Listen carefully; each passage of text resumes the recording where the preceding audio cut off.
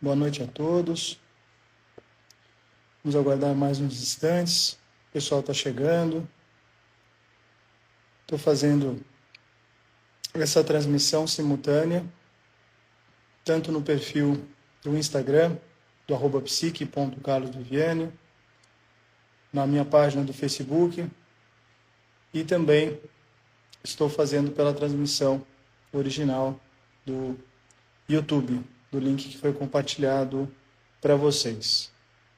Eu vou dar mais um tempinho para que as pessoas comecem a entrar e a gente possa ter uma troca aí entre todos de um assunto tão relevante que é o processo de alta em terapia psicanalítica. Então já temos aqui algumas pessoas entrando pela plataforma do YouTube, algumas pessoas pelo Facebook e outras pelo Instagram. Eu gostaria de iniciar primeiro, me apresentando. Talvez nem todos me conheçam, eu sou o professor Carlos Viviani, eu sou psicólogo, sou psicanalista e tenho uma especialização em neuropsicologia. Eu tenho uma formação bastante ampla na área de psicologia, de psicanálise, e com isso eu quero compartilhar com vocês um pouco da minha experiência e também de um assunto tão delicado que eu percebo, tanto sendo professor do curso de formação em psicanálise, na pós-graduação em psicanálise, como também professor da graduação em psicologia, como que os alunos, eles debatem alguns assuntos durante o curso, durante todo o processo, e no final eles têm uma grande dificuldade, quando inicia-se aí a prática clínica, a justamente trabalhar com o processo de alta, ou seja, qual é o melhor momento para se dar alta, se existem alguns indicadores sobre o processo de alta e como isso deve ser conduzido da melhor forma no processo da terapia como um todo. Bom, enquanto a gente está aguardando, eu convido vocês que estiverem acessando pelas plataformas, dar um like aí na transmissão, compartilhem com amigos, com pessoas que possam se interessar com esse conteúdo, que a gente vai dar início agora. Teremos aí um tempo de duração médio aí de 40 minutos, 50 minutos, um tempo aí para que vocês possam também fazer comentários no final, fazerem perguntas, por todas as plataformas aí disponíveis. Então aproveitem para curtir os canais, se inscrever nos canais. Também, se vocês puderem fazer aí alguns comentários, de onde vocês são, se vocês trabalham com psicoterapia, se vocês são psicólogos, psicanalistas, são curiosos, porque foi muito interessante essa semana, quando eu fiz a divulgação desse evento, dessa live, muitas pessoas que não são da área de saúde fizeram comentários, comentários tanto nas publicações quanto comentários privados, perguntando e dizendo que, inclusive, para os pacientes, ou seja, para as pessoas que não são terapeutas, para as pessoas que estão se submetendo à terapia, como que elas sabem também o processo de alta, em que momento parar a terapia, em que momento eles podem perceber que a terapia está acomodada, as coisas não estão acontecendo da melhor forma. Inclusive, uma das pessoas que fez esse comentário, ele me disse de uma situação que aconteceu na família dele, muito complicada, em que ele tinha uma parente, uma sobrinha, um pouco distante ali da família, ele não tinha uma convivência tão próxima, mas que ela estava fazendo terapia, fazia aí 1 ano que ela estava fazendo terapia, e ela tinha algumas questões muito delicadas, como ideação suicida, já tinha tentado suicídio, e depois de um tempo que ela estava em terapia, apesar da mãe, era uma adolescente de 17 anos, quase uma jovem adulta, uma adolescente, e ela sinalizou, simplesmente que ela estava confortável com a terapia, mas a terapeuta resolveu dar alta para ela. Em conversa com a mãe e tudo mais, chegaram num consenso que seria o melhor momento. E aí passou um tempo, muito pouco tempo, 2 semanas, infelizmente, ela teve mais uma tentativa de suicídio e ela acabou conseguindo, infelizmente, e cometeu suicídio. Então, essa pessoa que fez o comentário, mesmo não sendo da área de saúde, ele ressaltou a importância, não só dos terapeutas, mas das pessoas que estão fazendo terapia e dos próprios familiares, que estão ligados ali a pessoas que fazem terapia, entender um pouco desse processo de alta, né, e realmente, e hoje eu vou fazer essa provocação com vocês, né, a partir da abordagem freudiana, falando um pouco de Lacan, falando um pouco de Jung, né, como que essas linhas, né, elas se entendem no processo, né, que seria um processo de alta, em que momento, né, essa alta deve acontecer, como é feito esse processo de alta, né, porque a gente tem aí uma conversa, um diálogo aberto, né, o terapeuta, o paciente, né, e no caso de menores de idade, também envolvendo aí os parentais, né, as famílias também, para decidir aí o melhor momento nesse processo. Durante a live a gente vai falar um pouquinho sobre isso, sobre alguns indicadores do processo de alta, como fazer isso. Então é um início, né, de uma compreensão um pouquinho maior sobre tudo isso, né? Então eu trouxe também algumas perguntas, né, que as pessoas fizeram para mim ao longo, né, dessa semana, dessa divulgação que eu estou fazendo da live e também de um curso que terá início nesse domingo, um curso mais focado para terapeutas mesmo, onde a gente vai aprofundar esse processo de alta, essas discussões, né, de estudo de casos clínicos, é um curso de 16 horas de duração ao vivo, né, pela internet. Então, muitas pessoas trouxeram algumas perguntas, alguns questionamentos, inclusive eu vou aproveitar essas perguntas para poder discutir com vocês, né, hoje, durante essa live, lembrando que ela vai ficar gravada também para posteriormente quem tiver interesse nisso, né. Bom, quando a gente fala alta em psicanálise, né, é uma coisa um pouco diferente, né, porque alta, eu diria que é um dos momentos mais delicados do processo da terapia.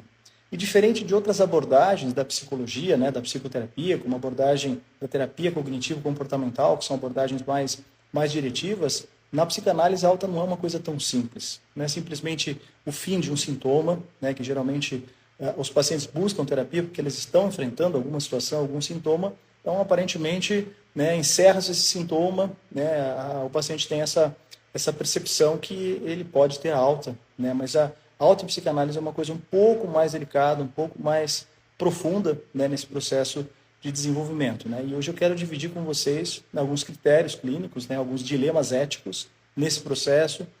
A gente não pode deixar de falar sobre os fantasmas, né, transferenciais, sobre as questões transferenciais envolvidas no processo, tanto transferenciais, né, por ponto, que é um mecanismo por parte do paciente, né, uma projeção transferencial que ele realiza em cima do terapeuta, e também da contra-transferência, que a gente não pode deixar de citar esse processo, né? E muitas resistências que envolvem esse processo da alta como um todo, né? Então, mas é uma pergunta que a gente sempre ouve, né, como psicanalista, mas a psicanálise, ela tem alta, né? Existe alta, existe cura, né, nesse processo? Então, o Freud, ele sempre trouxe, né, esse processo, não denominando a palavra, né, o processo de alta nos mesmos moldes médicos, né? Ou seja, o médico, ele dá alta para um paciente quando esse paciente está curado, quando esse paciente, né, já se encerrou ali um processo infeccioso, um processo bacteriano, viral. Mas no caso da terapia, né, é um pouco diferente isso. O Freud denominava isso como um processo de emancipação subjetiva. Ou seja, o paciente ele teria que se emancipar do processo da terapia, do terapeuta em si, para ele né, ter uma certa independência e tranquilidade para ele seguir a vida dele, né, de uma forma mais leve e tranquila, né? Bom, é um momento que o paciente já não demanda, né, da mesma forma, ou quando algo, né, do seu inconsciente se reconfigura de maneira suficientemente estruturante. Então a gente diz isso, né, com essa linguagem aí psicanalítica, né? Então muitas coisas é a forma como o paciente ele assume ali alguns pontos, alguns conteúdos, né, algumas estruturas, e isso traz aí para um outro desenvolvimento, né, para uma outra forma, né, de entender, né, os próprios conflitos, entender como ele de certa forma lida, né, com os conflitos pessoais, a nível de relacionamento, de amizades, de família, né, trabalho. Então, como ele está encarando, né, se ele tem ali uma maior maturidade nesse processo, e ele consegue seguir, né, de certa forma, um pouco mais regulado. Então, esse que é o ponto que a gente tem que chegar. Então, realmente, né, eu já atendi diversos pacientes que chegaram na primeira sessão ou que vieram de outras abordagens, que já tiveram experiências em outras abordagens, né, do processo terapêutico e querendo uma mensuração, né? Doutor Carlos, quanto tempo vai durar a nossa terapia? Né, o meu conflito é esse, eu terminei meu casamento,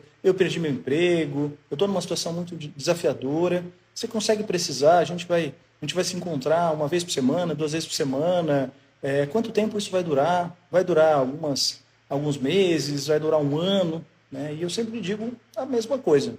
Né? Não dá para a gente mensurar, no primeiro momento, um tempo de duração da terapia. Até porque, né, nós como terapeutas, como psicanalistas, nós somos mediadores. Né? A gente vai trabalhar a base do conflito, a gente vai trazer muitas provocações. A psicanálise moderna, ela não é aquela coisa que parece uma caricatura, né, de antigamente, que a gente tinha lá o desenho, né, do Freud, né, sentado atrás do paciente, o paciente deitado num divã, e o contato é mínimo ali, a interação é muito pequena, né, entre o terapeuta, né, e o paciente. Eu acho que até ainda existe esse tipo de terapia, de abordagem, né, mais psicanalítica clássica mesmo, freudiana clássica, e funciona para algumas pessoas se identificam com essa forma, né, de fazer a psicanálise, mas eu entendo hoje que a psicanálise ela tem que ser um negócio muito mais dialogado. Né? O Freud, ele startou, de fato, ele foi o primeiro teórico da personalidade, ele trouxe grandes estudos, ele foi um dos pioneiros no estudo mais aprofundado da personalidade humana, né, como um teórico da personalidade, mas a partir disso vieram muitos outros, né, a própria filha do Freud, a Ana Freud, continuou um pouco os estudos, a gente tem aí o Winnicott, a gente tem Lacan, a gente tem o próprio Jung, que iniciou um trabalho com o Freud via nele um sucessor, né, na formação da psicanálise. Eles tiveram uma divergência, né, entre si, romperam, tanto é que o próprio Jung resolveu fundar uma nova estrutura que ele chamou da psicologia analítica, né, mas com base, né, em Freud, com a estrutura freudiana clássica. Então hoje o consultório em si, ele é muito mais dialogado. Então hoje você como terapeuta, né, respeitando, né, os princípios da psicanálise, o que a gente chama de neutralidade, por exemplo, mas você consegue dialogar, você consegue trabalhar uma clínica muito mais moderna, em que o paciente ele tenha devolutivas, ele tem ali um diálogo, ele tem um espaço ali de escuta, né, uma escuta neutra, né, ou seja, o terapeuta não está lá para julgar, o terapeuta não está lá para criticar uma coisa que ele fez, ou que ele não fez, ou que ele deixou de fazer, mas o terapeuta lá está para ajudar a mostrar, né, possibilidades.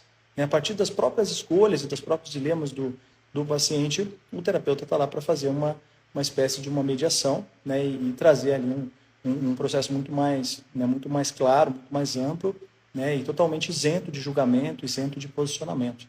Então, esse é uma clínica mais moderna. Né? Bom, quando a gente pensa, né, isso é uma dúvida comum, né, eu supervisiono muitos alunos que se formam, né, na formação de psicanálise ou psicólogos, né, que se formam na graduação, que buscam supervisão, e a maior dúvida deles, Carlos, eu não sei quando dar alta para os meus pacientes. O que eu devo buscar? Né? Quais são os indicadores? Né? Como eu devo entender esses processos? Né? Para que, de fato, eu fale para o paciente, bom, você está disposto, você está num processo de alta, e como eu faço isso? Eu comunico para o paciente, olha, a partir de hoje você está de alta, você não virá mais na terapia, ou eu faço isso de uma forma progressiva, né? Como fazer isso? Mas acho que antes de definir como fazer, a gente tem que olhar alguns indicadores, né? Alguns indicadores que são interessantes. Bom, um indicador interessante é a redução das atuações e da repetição sintomática. O que é isso? A atuação é um mecanismo de defesa, né? Um mecanismo de defesa psicológica, em que o paciente ele cria, vem da própria palavra atuar, ele atua como se fosse um ator, trazendo, né? Demonstrando ali, né, uma certa resistência, uma certa elaboração dos conflitos, e na verdade, né, nós como terapeutas conseguimos observar e entender que existem mentiras ali, que tem coisas ali que estão acontecendo, né, e a gente pode ajudar, inclusive, o paciente nisso. Mas quando eu percebo que o paciente ele está muito mais autêntico em seu processo, ele está mais assumindo a responsabilidade, né, das suas atitudes, das suas decisões e tudo mais, então isso é um indicador muito importante que ele está num caminho, né, de uma independência, de uma busca de um processo de alta. Outra coisa, um outro indicador interessante também é a abertura que esse paciente está, né, apresentando para a gente no contexto clínico para criar novos laços sociais e afetivos. Então a pessoa está muito mais disposta, né, a conhecer outras pessoas no ciclo social, né, ter relações, né, de amizade, ela está muito mais aberta a isso. Então isso é bastante importante, né, e traz ali um processo de enfrentamento de uma forma geral. Outra coisa interessante é a capacidade que o paciente começa a adquirir, né, de simbolizar os impasses. Então ele começa a perceber alguns conflitos da vida, né, a gente sabe, né, a vida não é perfeita, a vida traz uma série de conflitos, uma série de impasses e de desafios, né? E a gente tem que entender e lidar de uma forma muito mais racional e madura, né, a esses impasses e conflitos da vida. Então a gente começa a perceber que existe um simbolismo por trás desse impasse. Até a própria teimosia que nós temos muitas vezes, ela tem ali um simbolismo muito grande por trás. Então a gente tem que tentar entender isso, né, e buscar realmente essa compreensão por parte do paciente. Outra coisa interessante é entender, né, e o paciente vai demonstrando isso através do diálogo, através das questões que são trazidas, é a capacidade, né, ou que o paciente vai desenvolvendo uma maior autonomia psíquica. O que é uma autonomia psíquica?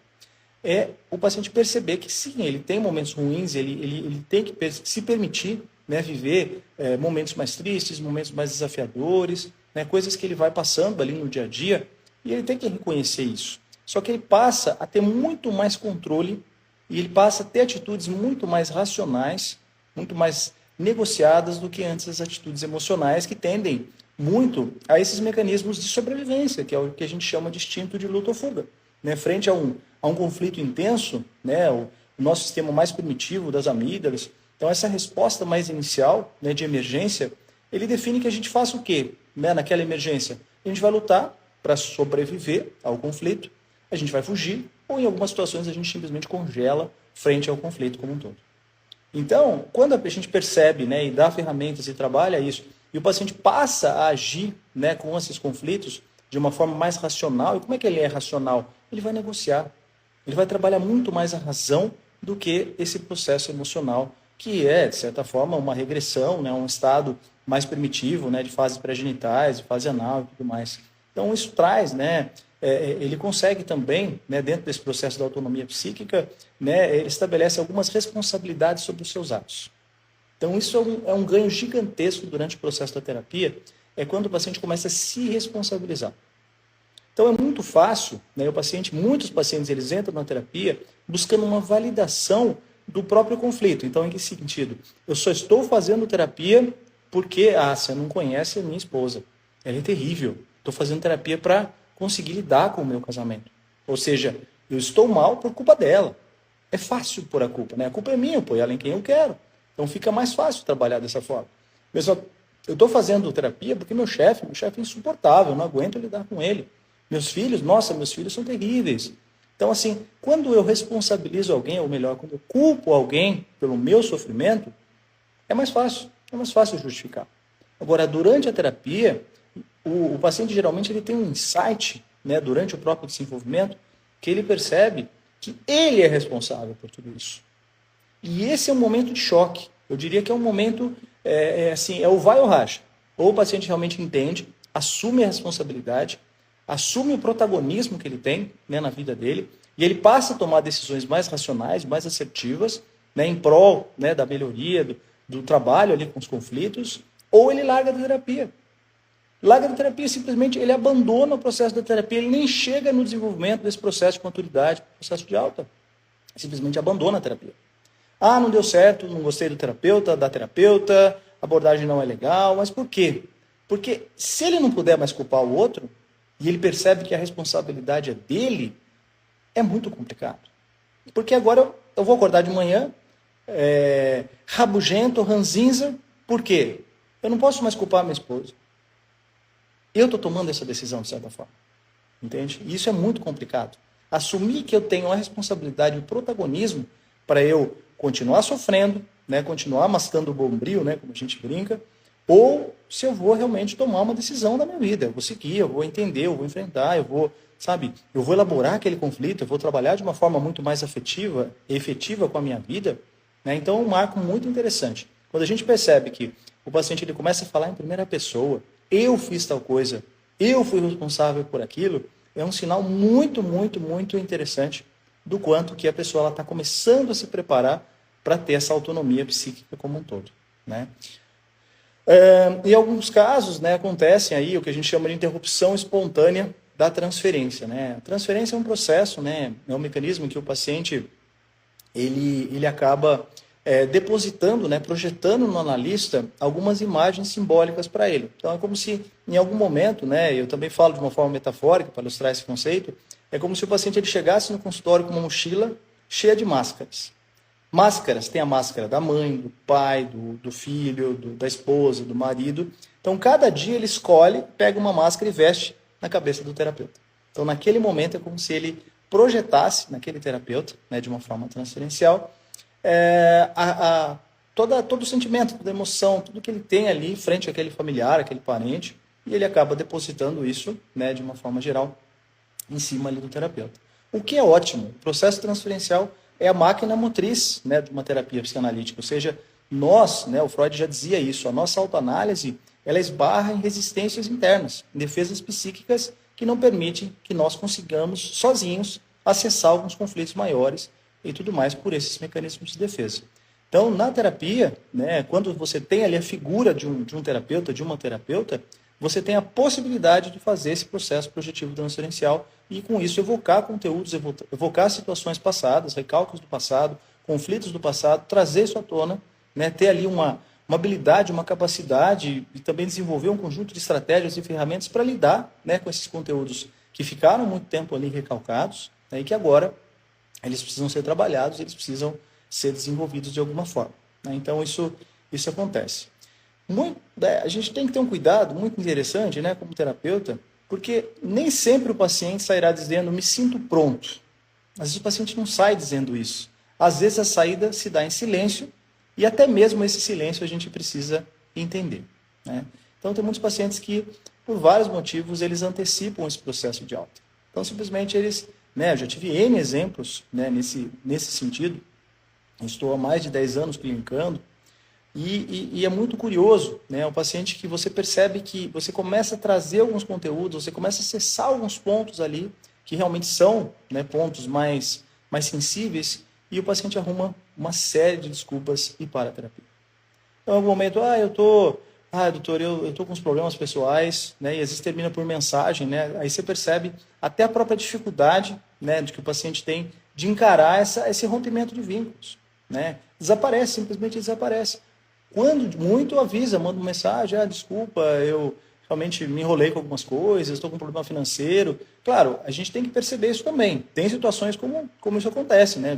Eu tinha uma paciente que estava comigo há 2 anos, ela estava num processo fantástico de desenvolvimento, e aí, em um determinado momento, o marido dela perdeu o emprego.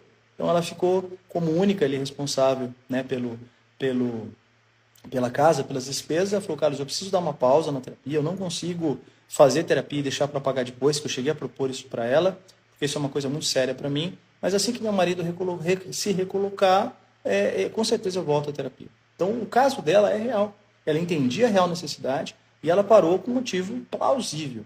Mas, na maioria das vezes, as pessoas buscam esses mecanismos, né? Eles acabam trabalhando ali, a gente fala de mecanismo de racionalização, intelectualização, a pessoa ela acaba justificando, né? Eu preciso parar, porque, né, de repente percebi que estagnou a terapia. De fato, a terapia pode estagnar, né? Eu acho que a terapia psicanalítica é aquela coisa de longa duração, né? Você tem processos que são muito profundos, né? Que a gente chama de processos de análise, que a gente tem que fazer uma análise mais profunda.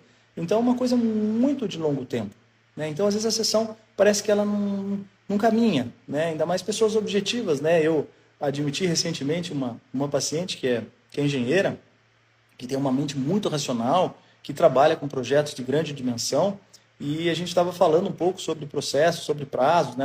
Ela já participou de outras abordagens terapêuticas, já fez outras terapias, e a gente até brincou. Eu falei assim, olha, a terapia, ela não é um projeto, né? Tem alguns termos, né, de gerenciamento de projetos ágeis, né, o Scrum, você tem lá sprints, né, que são divisões de etapas que você tem que desenvolver, e quando você cumpre essas etapas, você conclui o projeto. Falei, a terapia não é uma somatória de sprints com milestones, que você vai cumprir etapas e no final você conclui o projeto. Ela falou, não, né? Claro, falou de uma forma brincando, né? De um tom ali humorístico, né? Ela falou, nossa, Carlos, eu tinha certeza que era assim, que a gente ia definir uma série de sprints, uma série de atividades, e eu ia sair desse processo já tranquila, pronta, resolvida comigo mesmo. Falei, pois é, infelizmente não é assim. Então é um processo mais subjetivo. Então a gente entende aí alguns pontos, né?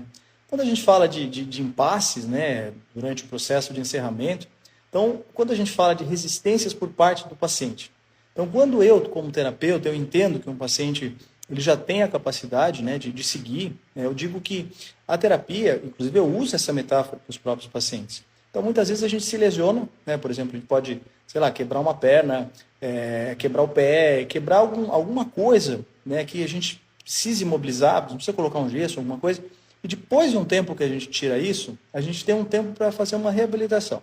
Né? Aquele momento que eu vou fazer a fisioterapia, eu vou usar uma bengala, né? Só que depois de um tempo da fisioterapia bengala, eu sou obrigado a colocar o pé no chão. Eu tenho que colocar o pé no chão, porque é parte do processo do meu desenvolvimento, da minha recuperação, da minha reabilitação, eu forçar aqui. Então, o que eu digo para os pacientes? Terapia para a vida inteira, a gente escuta muito falar isso, né? Terapia para a vida inteira, pode ser que sim, pode ser que não. Mas a gente pode até falar, discutir um pouquinho mais isso ali na frente. Mas o que acaba acontecendo? Por um período na minha vida, eu tenho que usar o terapeuta, ele se torna essa bengala, esse apoio, que eu não posso pôr o pé no chão. Então, o terapeuta ele vai me apoiar, ele vai me ajudar, só que durante esse processo, né, o pé vai se recuperando. E aí, em algum momento, eu tenho que sair de cena. Eu, como terapeuta, eu tenho que, é parte do processo do desenvolvimento do paciente, deixar ele seguir sozinho. Então, eu tenho que trazer isso. Só que aí aparecem as resistências. Quantos pacientes eu já passei que chegou numa fase que realmente a terapia ela já estava estabilizada, os conteúdos trazidos estavam resolvidos, a pessoa já tinha uma autonomia, né, cognitiva, emocional, psíquica, e só que o paciente não queria. Ele não queria terminar a terapia. Simplesmente, ele não queria, então ele tinha uma resistência, ele piorava. Quando você anunciava, fala assim, olha, acho que a gente pode começar um processo agora, vamos espaçar as sessões, vamos passar as sessões quinzenais, né, até para ver como você vai lidando ali sem essa dinâmica da terapia como um todo, e aí a pessoa piora. Ai, doutor, eu estou muito pior. Ai, doutor, essa semana foi horrível, eu realmente preciso de terapia, eu não estou pronta para terminar a terapia. E a pessoa tem uma pior, e ela tem que voltar. E aí ela retoma, passa-se um tempo, aí começa esse ciclo de novo. Né? Então é um medo, é uma resistência, é um medo de perder o apoio do terapeuta. Né? Medo também de retornar aos sintomas.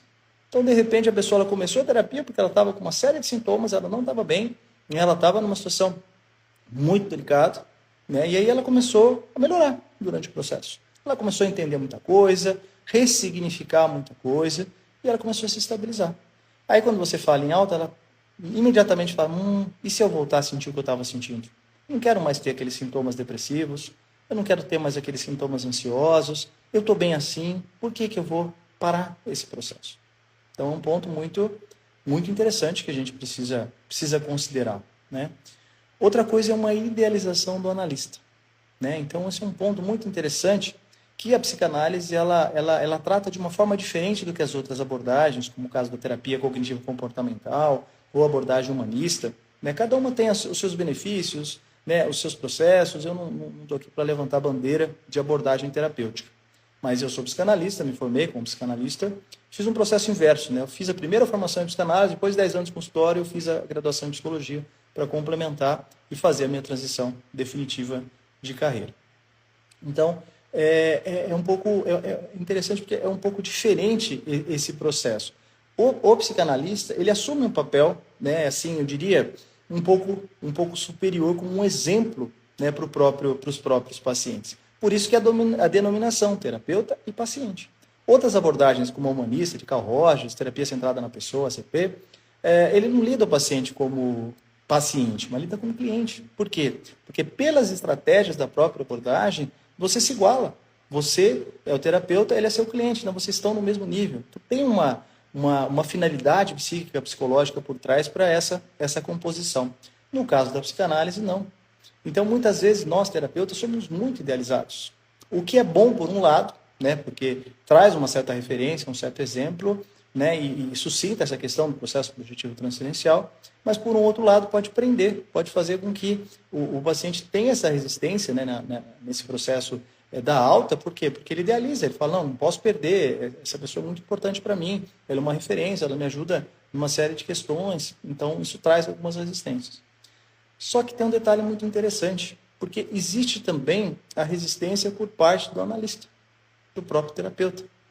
Às vezes, né, tem vários fatores que suscitam isso, né, o processo que a gente chama de contra-transferência, que é quando o terapeuta, de certa forma, se envolve emocionalmente com as condições, né, do paciente. Acho que talvez a contra-transferência que chama mais atenção, que a gente chama de contra-transferência erótica. É quando há um envolvimento emocional mesmo, né, do terapeuta com o paciente. É um caso um pouco mais complicado, entra nas questões éticas, entra em dilemas, uma série de situações que evidentemente podem ocorrer. Mas a transferência ela se dá de tantas outras formas, né? Às vezes o próprio terapeuta, e eu já vi isso acontecendo, o próprio terapeuta ele cria uma dependência no paciente. Sabe aquela coisa, o paciente liga sábado à noite para o terapeuta para contar uma situação, né, que não deveria ser assim, mas enfim, aí é uma questão de cada terapeuta, mas o terapeuta ele se sente feliz, ele se sente reconhecido quando ele tem que sair de um jantar entre amigos, entre família, para atender o telefone, ele se sente importante. O paciente está ligando para mim, ele precisa de mim. Mas quem precisa de quem? Esse é o grande ponto. Muitas vezes o terapeuta precisa muito mais dessa provisão por parte, né, do paciente do que o paciente por parte do terapeuta. Então esse é um cuidado que a gente tem que imaginar, né, que os terapeutas eles precisam entender isso, né, que ele tem um medo. De fato, a resistência está ligada ao medo de perder o paciente. Né? Eu posso ter uma identificação narcísica nisso, porque o paciente me traz provisão. É aquele paciente que elogia demais, não sei o que seria da minha vida sem você, sabe? Traz uma conotação até dentro dessa estrutura idealizada, né, do terapeuta, e isso provê o terapeuta. Por quê? Antes de mais nada, antes de sermos terapeutas, nós somos humanos, nós temos as fragilidades, os conflitos emocionais, os conflitos em casa, a gente também tem tudo isso, né? Mas essa idealização, ela se traz, né, de forma que o paciente, né, eu acho isso curioso, né, eu atendo em Bragança Paulista, atendo em Campinas e atendo online. E em Campinas é muito difícil encontrar pacientes, né, até pelo tamanho da cidade e tudo mais. Agora em Bragança não, já teve situação que eu encontrei 3 pacientes no mesmo dia.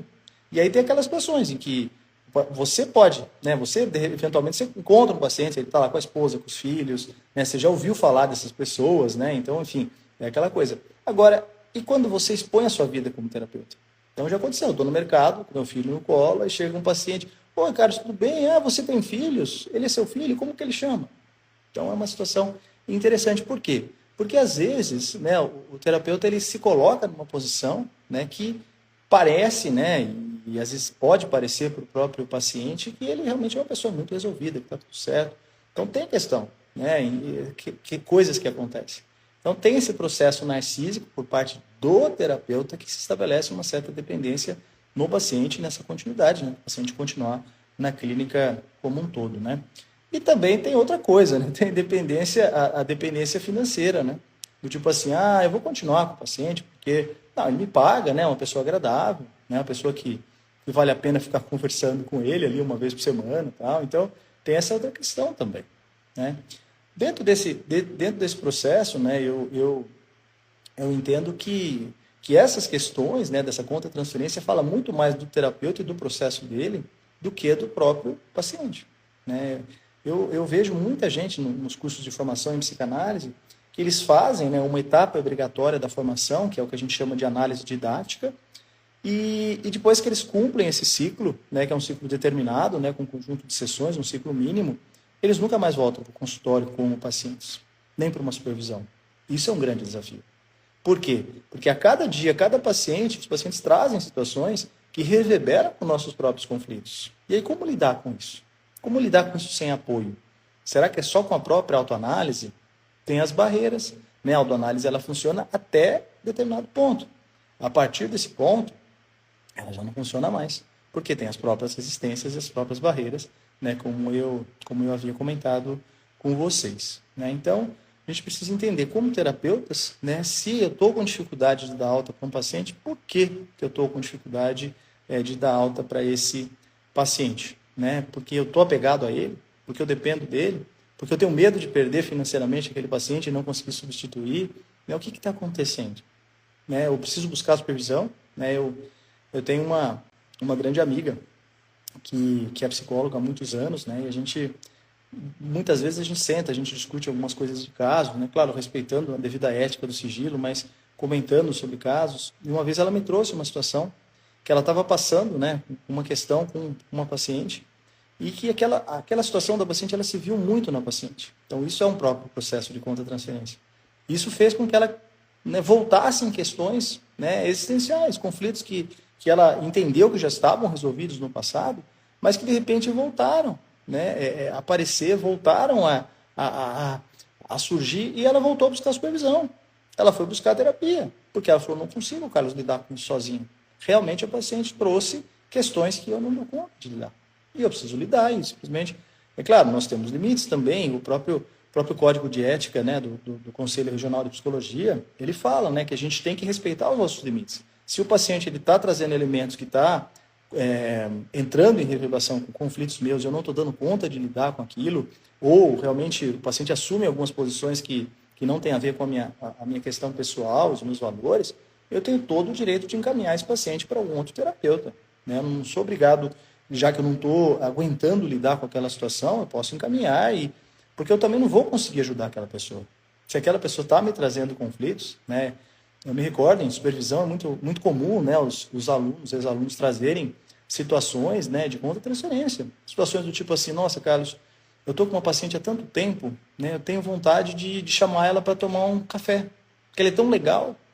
Aí eu fico pensando, se você tem essa contra-transferência, né, eu também tenho pacientes que são agradáveis, também tenho pacientes que não são agradáveis, isso faz parte do processo. E, na verdade, a gente tem que ter essa neutralidade, não se envolver, porque isso é uma contra-transferência. E nesse caso de uma paciente em particular, de uma ex-aluna em particular, que trouxe isso num caso de supervisão, ela falou, olha, Carlos, ela tá num casamento e essa aluna, ela dá muito valor para a família, né? Então a paciente começou a dizer o seguinte, eu quero ter uma vida independente, eu quero deixar meu marido, eu quero, né, meu marido que fique com meu filho, que cuide dele, eu quero seguir minha vida, eu quero morar em outro estado, em outra cidade. Ela falou assim, eu tô morrendo de vontade de dizer para ela não fazer isso. Entende? Então, é muito complicado. Nós, como terapeutas, a gente tem um preceito, né? Uma das premissas do psicanalista é o conceito da neutralidade. Eu não posso dizer o que o paciente deve ou não deve fazer. Eu tenho que ajudar ele a refletir sobre as eventuais atitudes que ele vai tomar, as decisões que ele vai tomar e as eventuais consequências. Mas eu não posso direcionar o que ele vai fazer ou o que ele não vai fazer. E no caso dela, era uma contra-transferência. Então, ela voltou para a terapia, ela entendeu um pouco isso, ela entendeu o quanto que uma atitude do paciente estava incomodando ela. Por quê? Porque seria diferente do que ela faria, né, na vida dela. Então, são pontos que a gente precisa entender, né?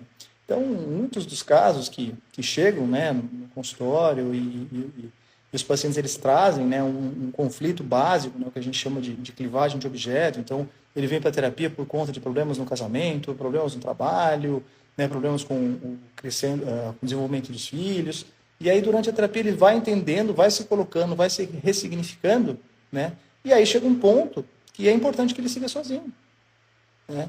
Uma outra coisa que eu entendi também, né, essa questão, né, o Freud e outros contemporâneos trouxeram algumas reflexões, né, o que eles chamaram de terapia interminável, né? Ou seja, são terapias que não têm fim, né? São pessoas que têm alguns níveis de conflito, e muitas vezes transtornos psiquiátricos, né, situações graves, como é o caso do borderline, que é um transtorno bastante desafiador, né, ou a esquizofrenia, mas aí já é neurodegenerativa, já é uma questão um pouco mais complexa.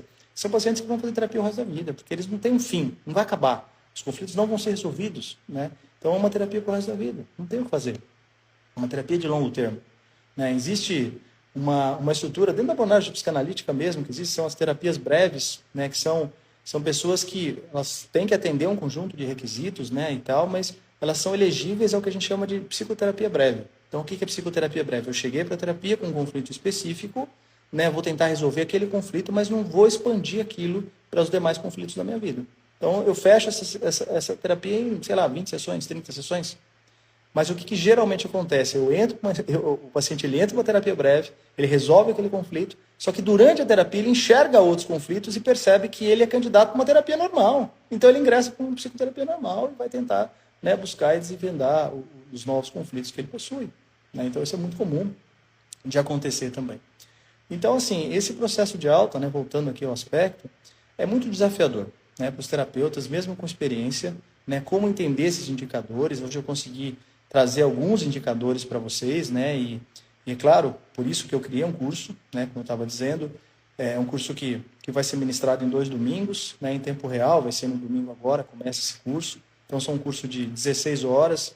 Eu preparei um material muito legal, um e-book detalhado, né, fazendo uma revisão da literatura, além de Freud, o que outros psicanalistas trouxeram, Lacan, Jung, falando sobre o processo de alta, e alguns checklists práticos mesmo, para ajudar vocês, terapeutas, a realmente tentar medir, né, entendendo ali esse progresso, além dessa questão subjetiva, que é a conversa, né, com o paciente, a forma que o paciente se percebe no processo, para ajudar vocês a planejarem da melhor forma o processo da terapia, né, como um todo.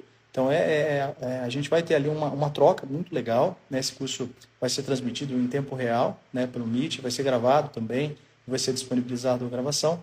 Então, para quem tiver interesse, realmente buscar esse curso aí para poder se desenvolver.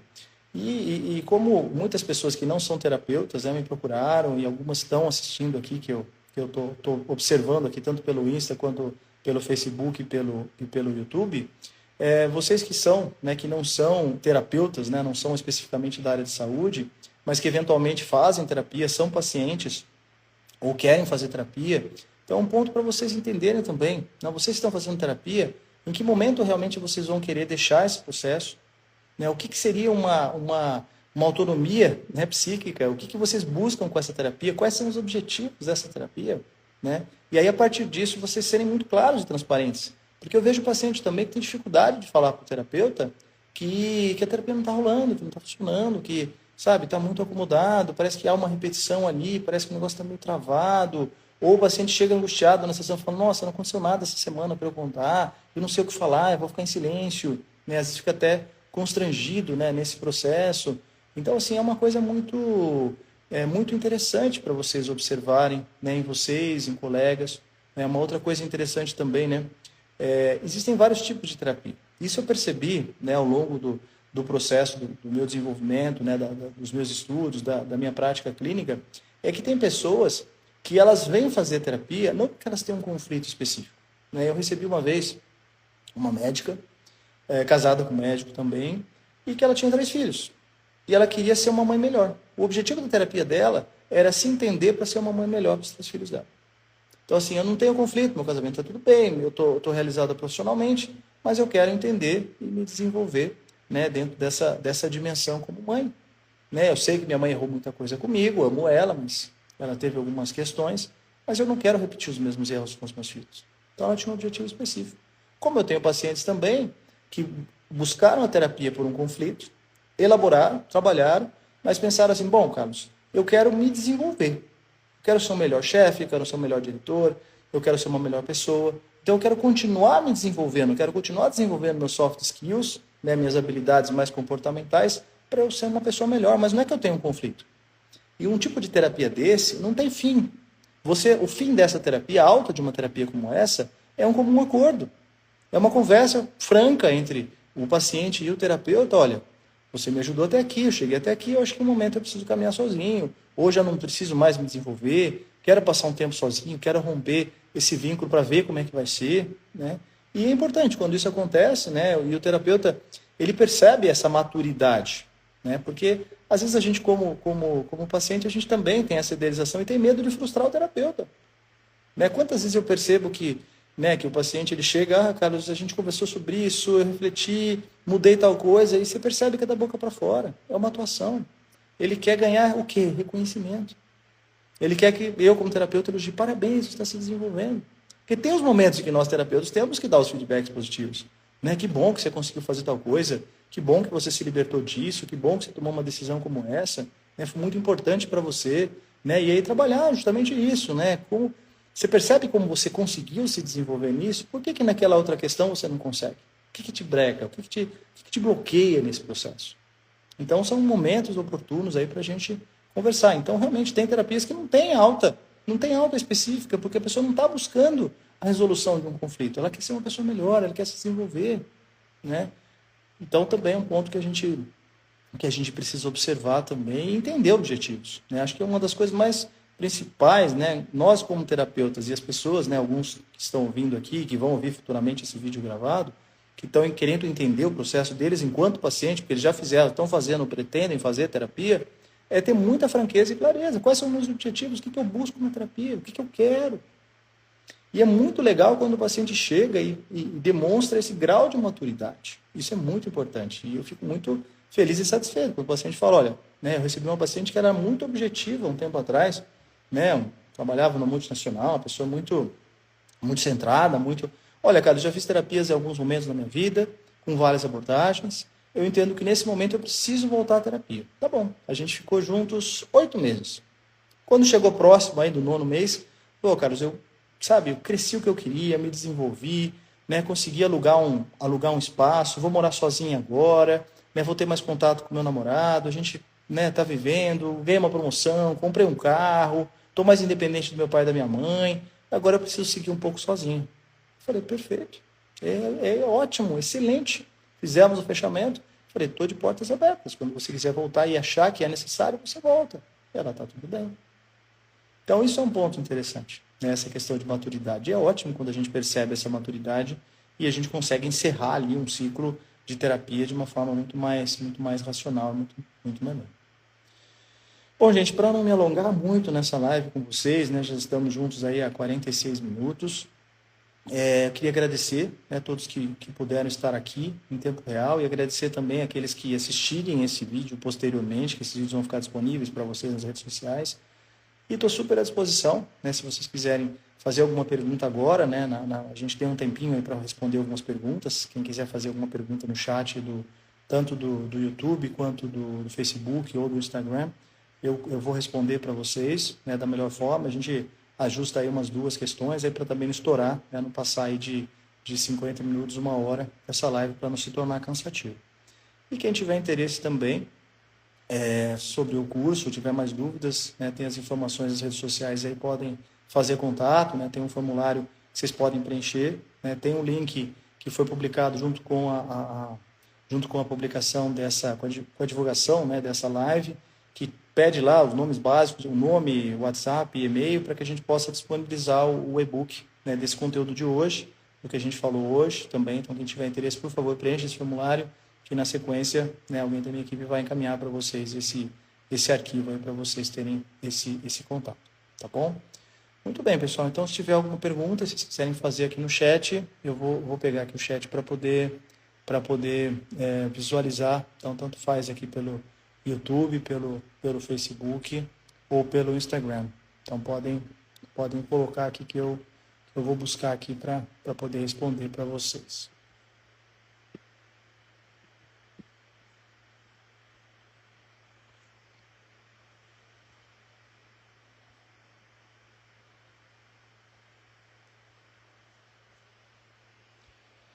Bom, tem uma pergunta aqui no YouTube, não, no Facebook. Carlos, faço terapia há 5 anos e eu não sei se eu devo continuar ou se eu devo trocar de terapeuta. Toda vez que eu pergunto para o meu terapeuta se eu vou ter alta, se eu estou bem, ele fala que não depende dele, que depende de mim. O que você acha disso? Bom, é interessante, não vou dizer seu nome, né? Eu acho muito bacana essa sua pergunta, né? E eu acho que isso depende muito, né, da habilidade, da característica do terapeuta. Mas assim, terapias de longa duração, né, de muito tempo, o terapeuta tem que ter muito cuidado para não transformar a sessão num bate-papo. Tudo bem que toda a sessão ela pode começar com um bate-papo, ela pode ter um start ali do tipo, né, como é que foi sua semana, tiver alguns conflitos. Então, isso serve como um gancho para a gente entender a forma e a maturidade que o paciente está lidando, né, com as pessoas, com as situações e com os conflitos do dia a dia. Mas não pode virar um bate-papo. E o que eu percebo? Terapias de longa duração que eu digo 3 anos, 4 anos, 5 anos, 6 anos, né, o paciente está ali em terapia, então chega um ponto que você já não consegue mais, já não tem mais ali o que abordar, o que provocar, o que trazer. Então, o paciente também tem aquela questão, né, de como ele trata tudo isso, né, e ele fica meio parado, meio travado. Então, eu já cansei de ter pacientes que eu tive que empurrar eles embora da terapia, né? Você já está comigo há 3 anos, a gente já trabalhou tantos assuntos, você tem tantos conflitos, eu acho que seria legal você começar a terapia com uma outra pessoa, talvez com outra abordagem, aí você que decide, mas eu acho que outra pessoa teria mais elementos e mais coisas para poder te ajudar e trazer ali outras reflexões que a gente não conseguia. E aí eu já tive casos de pacientes que aceitaram, que toparam e seguiram adiante, como eu também já recebi pacientes de outros terapeutas que me ligavam e falaram, Carlos, eu estou com uma pessoa há tanto tempo, né, e eu acho que ele tem uma questão de piano com o pai, mal resolvida, e eu acho que ele esse meu paciente fazer terapia com um homem, vai ser bom para ele, porque transferencialmente ele vai te ver como pai. Ótimo, vamos lá atrás, né, manda para mim. E essa pessoa está comigo até hoje. E ele evoluiu muito antes na terapia, com outros elementos, com outros aspectos, e agora trouxe outros elementos para o aqui e agora, né? Com os novos conflitos. Como eu já tive paciente também que eu sugeri, e ele falou, não, Carlos, eu não quero começar de novo, não quero contar toda a minha vida de novo para outra pessoa. Você já me conhece de todos, você já entendeu a minha conclusão do ensino superior, eu passei no concurso público, você acompanhou todo esse dilema, hoje eu sou funcionário público, eu fiz meu mestrado, né? Você entendeu todo esse processo, eu defendi meu mestrado, sabe? Você acompanhou tudo isso, você acompanhou todas essas fases da minha vida, então você é parte da minha vida. Não quero parar. Tudo bem, mas saiba que se você tiver outra experiência pode te ajudar e te agregar. Então, assim, cada caso é um caso, né? A Tati colocou aqui na mensagem, né? Obrigado pela explanação, muito enriquecedor esse assunto e pouco comentado nos cursos. Com certeza, Tati. Por isso que me motivou a criar, né, esse curso para terapeutas, para psicólogos, para psicanalistas, né, em formação, formados, para poder expandir esses conteúdos, esses conceitos, para poder falar com mais detalhes sobre isso, porque é uma coisa pouco explorada e que eu entendo que é necessário e que é uma dúvida geral, né? Eu me recordo de uma ex-aluna da formação de psicanálise, que eu dei algumas aulas para ela, e ela terminou o curso, ela veio me procurar e falou, Carlos, eu já fiz a supervisão obrigatória do curso, mas eu estou com 10 pacientes gratuitos que eu peguei ao longo da minha formação e eu não sei que horas que eu devo dar alta para eles. Você me faz algumas horas de supervisão? O fato é que nós fizemos aí umas 4, 5 horas de supervisão, eu e ela, né, passado, semanalmente, e aí ela falou, olha, Carlos, e a gente chegou à conclusão que desses 10 pacientes, 8 já estavam prontos, já tinham os indicadores, já podiam ser dado alta, e ela deu alta para esses 8 pacientes, eles seguiram em frente. Então é um ponto que realmente a gente precisa explorar, né? Bom, deixa eu ver se tem mais alguma pergunta aqui. Deixa eu dar uma olhada aqui. Bom, Carlos, eu tenho muito receio de fazer terapia, porque eu tenho medo de ser julgado, né? Porque eu sempre escutei das minhas amigas e da minha família que fazer terapia era coisa para loucos. O que eu faço? Como lidar com isso? Bom, essa é uma pergunta interessante, né? Ela não está diretamente ligada ao processo de alta, mas infelizmente existe um estigma, né? Essa questão é mundial e no Brasil isso é muito forte, né? Um estigma em relação às doenças mentais, né? Psiquiatra, transtornos, então tem esse preconceito e também esse preconceito de que fazer terapia é para loucos, né? Ou seja, a pessoa não pode buscar um autoconhecimento, buscar querer se desenvolver, não. Se ela está fazendo terapia, ela está com algum problema. E os familiares batem muito em cima disso, né? Pai, mãe, esposa, marido. Eu não me esqueço de um rapaz que eu atendi aqui em Bragança, que, como eu disse, né, Bragança é uma cidade menor, você acaba cruzando com os pacientes, né? E eu digo sempre para eles o seguinte, quando a gente começa a terapia, se a gente se encontrar em um lugar público, se você quiser me cumprimentar, eu vou te cumprimentar. Mas se você não quiser, eu não vou te cumprimentar, não vai partir de mim. Porque sempre tem aquela coisa, né? Você está com um conjunto de amigos, com uma família, vem alguém estranho e te cumprimenta. Sempre alguém vai perguntar, quem que é? Quem que é esse fulano? Quem que é esse ciclano? E aí você fala, meu terapeuta. Pronto, virou o tema. Você faz terapia? Por que você faz terapia? Você está com algum problema? Então eu já tenho esse pré-acordado, né, com isso. E eu lembro de um rapaz que veio fazer terapia, ele fazia terapia à tarde, né, ele era um profissional autônomo, então ele tinha uma flexibilidade no horário, e ele falava assim, cara, eu já te vi em alguns lugares. Minha esposa não pode saber que eu faço terapia. Então, eu paro o carro 2 quadras do seu consultório, eu vou a pé e ninguém pode saber. Eu já te vi em lugares públicos, eu acho que a gente vai se encontrar em algum momento, eu não quero de forma nenhuma que ninguém saiba que eu estou fazendo terapia com você. Tá bom, eu respeito. Mas acontece isso. Então, eu acho que a melhor forma, né, para te responder essa questão é enfrentar, realmente entender que você precisa fazer, buscar uma terapia, não precisa publicitar, você não precisa contar para todo mundo que você está fazendo terapia, a gente faz, né, e você vai perceber a mudança, inevitavelmente as pessoas vão perceber a mudança em você, e a vida que segue. Não dá para pensar muito sobre isso não, e ficar pensando no julgamento dos outros, tá bom? Bom, gente, então, eu acho que a gente vai encerrar nessa live, né, pretendo fazer novas lives aí, vou divulgar nas redes sociais com vocês sobre outros assuntos, né? Esse assunto é muito mais focado para os terapeutas, né, para os profissionais de saúde, mas eu vou lançar outros temas também que são interessantes aí para o público em geral e que vocês vão poder participar e vai ser muito, muito interessante aí com vocês, tá bom? Muito bem, pessoal. Então, agradeço aí a presença de vocês, né? É muito interessante esse tema, esse assunto. Eu sei que é mais específico para profissionais, mas muitos entraram aí e muitos vão ter acesso a esse vídeo que ficou gravado, que vão ficar nas redes sociais também. Com certeza, espero que possa contribuir, tá bom? Então, obrigado. Obrigado, Priscila. Vi aqui o comentário, né? Adorei o conteúdo, né? Muito bom mesmo, né? Eu acho que traz reflexões importantes e aguardo vocês, né? Sigam ali as redes sociais, né? Como eu comentei com vocês, que eu sempre vou estar divulgando coisas, né? Conteúdos, materiais, lives. Masayuki, obrigado pela participação. Estou vendo você aqui no YouTube. E todos aí que já foram meus alunos, que me conhecem, quem também não me conhecem, amigos. Eu agradeço aí e desejo um excelente final de semana a todos. E encontro vocês aí numa próxima live. Um grande abraço a todos.